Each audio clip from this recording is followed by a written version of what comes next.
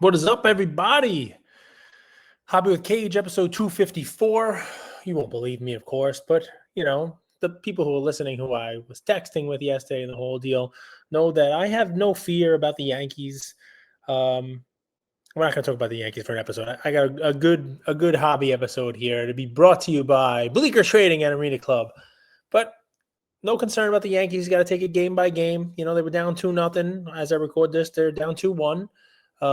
They were favored yesterday, minus 165 to win the game. Just one game at a time. You can't go out there and win 3 games. And after winning yesterday, and they got Cam Schlittler, their rookie phenom, pitching tonight, they're favored again, minus 145, minus 150.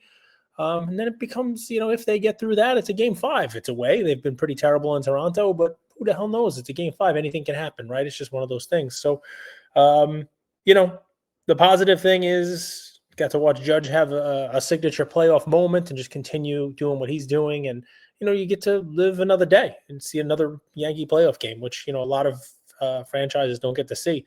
A lot of fan bases don't get to see. And that is a great segue into my thought process. We've seen a crazy run on cards. We've seen grading numbers go crazy. We've seen amount of sales go crazy. We've seen high prices. And, for lack of a better way of saying it, it turns collectors into sellers. It turns buyers into sellers. When you see the high prices, and cards go 2x, 3x, 4x, cards jump as much as they have, it does kind of shake the tree. Just look at the premier PWCC auction that's starting tomorrow, so starting Thursday, depending on when you're listening to this. I mean, the very rare 71 biz, mega cracks Messi. I think there's 4 of them in the premiere. This isn't a weekly. In the premiere, there's 4 of them. And it's an interesting thing to think about, right? Because when the sales numbers start to kind of, peak and maybe see a little bit of a slowdown, psychologically, what we've seen in years past is that people start to get worried that this bull market might be coming to an end. And they do the exact opposite of what you should do. When you see those prices start to come down a little, start to crest, you got to be like, all right, well, guess what? Maybe I'm not going to get 2x, 3x, 4x for my card. I'm not going to send it to auction. No, that's not what people do. People say, you know what? I gotta capture this last bit. I gotta sell now. And they send their stuff to auction. And everyone does this at the same time. And you get this like supply shock at the time where buyers are not paying that crazy price. It's like a boom, a combination of 2 things that cause sort of like a little bit of a crest. And when you get all this supply coming to auction at the same time and people not paying as much for it, have the buyers there, it causes the prices to come down. Am I guaranteeing that this is going to happen? Absolutely not, guys. But this is the time it does. Why? Because we are approaching the end of the year.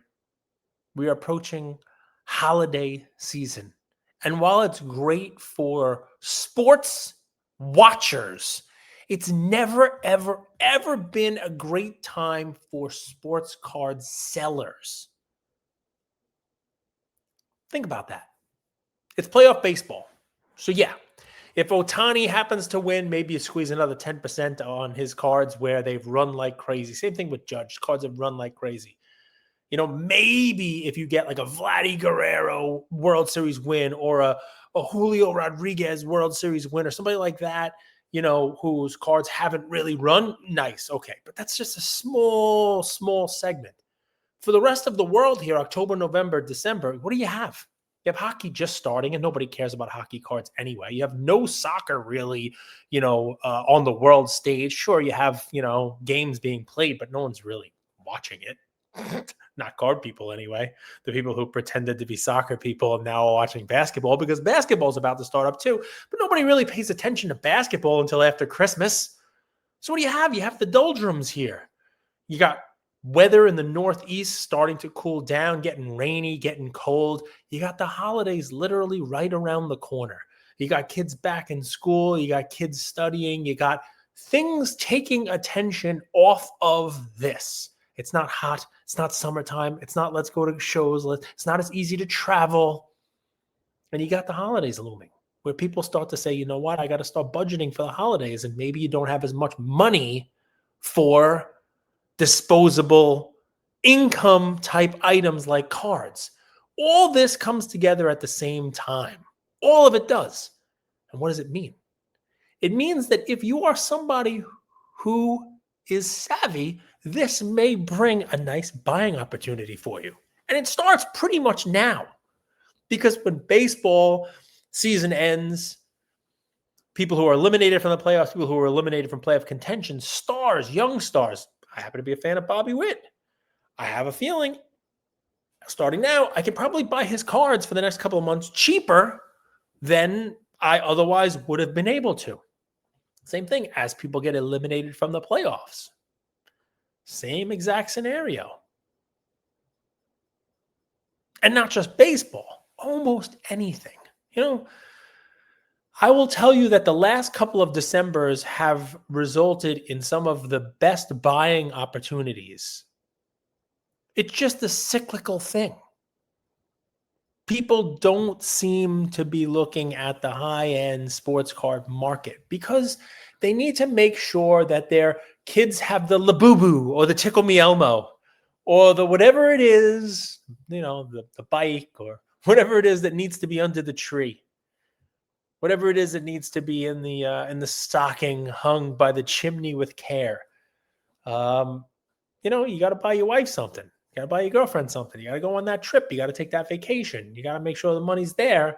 And maybe in December, you don't necessarily have to buy that Ohtani or that Judge or that, I don't know, that NFL star because he didn't have the season you thought he was going to have. Jalen Hurts lost. Joe Burrow's hurt. Justin Herbert. Jaden Daniels hurt. Justin Herbert looks human again after 2 weeks of playing well. And, you know, maybe you don't want to spend your money on Daniel Jones. Who knows? But the point being, and just a 5-minute, thought process here is try to take emotion out of it. Try to just think about it. If you see a lot of stuff coming to market, maybe don't, jump on the dog pile there. You know what I mean? Maybe don't say, you know what? I got to take advantage of selling my 71 biz, my mega cracks, Messi too. Just look around. There's like 500 of them for sale. It happened with the Star Jordan, guys, where it was rare and all of a sudden the price ran and then they were everywhere and the price came down. Well, the price is going back up. Price has gone back up higher than it even was during that initial run. And, if you have the goods and the card is the right card, that will happen. You just, you don't want to be trying to sell it when everybody else is trying to sell it as well.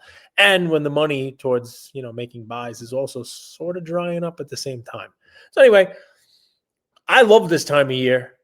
If the market softens, as I think it may, that just provides buying opportunities for people who might have been sitting on the sidelines saying that everything's too expensive.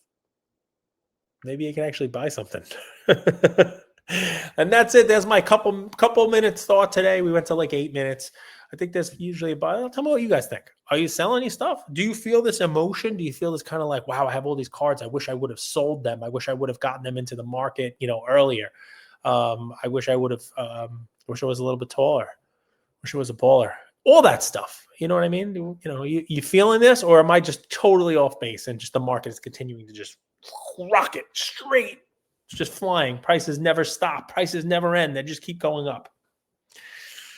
By the way, guys, just to put a fun little spin on this, I think it might be a very temporary thing, as it has been in the last couple of years as well.